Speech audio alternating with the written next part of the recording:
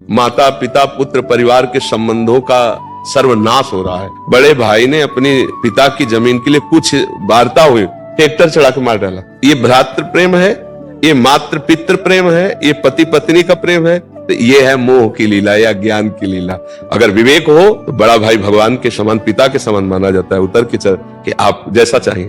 आपको ऐसा लगता है इतना दे देते तो मैं उतने से काम चला लूंगा, आप पिता के समान है, वो पानी पानी हो जाएगा। दिल है उसके, लेकिन क्या क्रूरता, जरा से हिस्से के लिए भाई भाई को मार रहा है, अपनी वासना की पूर्ति के लिए पत्नी पति को मार रही है, पति पत्नी को मार रहा है, माता पिता को अनाथालय में या धक्का मार के बाहर किया जा रहा है, बूढ़े माता पिता की पिटाई की जा रही है। यह है मोह का खेल। भला ये प्रेम हो रहा है, भला ये भक्ति हो रही, भला ये गृहस्थ धर्म है। समझ पा रहे ना बच्चा?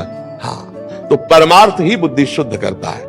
अध्यात्म का जब तुम्हें ज्ञान होगा तो तुम सब कुछ सह सकते हो, और जो सह सकता है वही धर्म का पालन कर सकता है। कल एक हमारी श्री जी की सेवा में रहते हैं उपासक, उनकी माई, उन्होंने कहा कि जब हम बेटे से बात करने के लिए यहाँ निवेदन किया और बेटा मिला तो उसने मुंह फेर करके कहा कि अगर आप हमारी माँ हो तो दोबारा हमसे मिलना मत। मुझे अच्छा लगा, आंसू भरे थे आंखों में, मुझे अच्छा लगा कि मेरी कोख पावन हो गई। और आज से मैंने भी निर्णय लिया है, मैं कभी सामने नहीं जाऊंगी और आशीर्वाद दूंगी। वो नित्य निरंतर श्री जी की सेवा में आपकी आज्ञा में रहे। उनका धन्य है तुम, धन्य है। अच्छा लगा बात करके कि माँ हो, भगवान माँ दे तो ऐसी माँ दे जैसी कल वो मिली। एक भी ममता की बात नहीं। बोले हमने भी निश्चय किया कि मैं अपने बेटे को मोह से ग्रसित नहीं करना चाहती, परमार्थ में आगे बढ़ाना चाहती हूँ, तो मैं कभी सामने न जाऊं। अरे धन्य है उसका गर्भ जिसके गर्भ से भगवान का महाभागवत पैदा हुआ। और तो सब न जाने कैसे कैसे संतानें उत्पन्न होती हैं और वो भगवान से विमुख नाना प्रकार के आचरण करके अपने आप को दुर्गति और माता पिता देख देख कर जलते रहते हैं।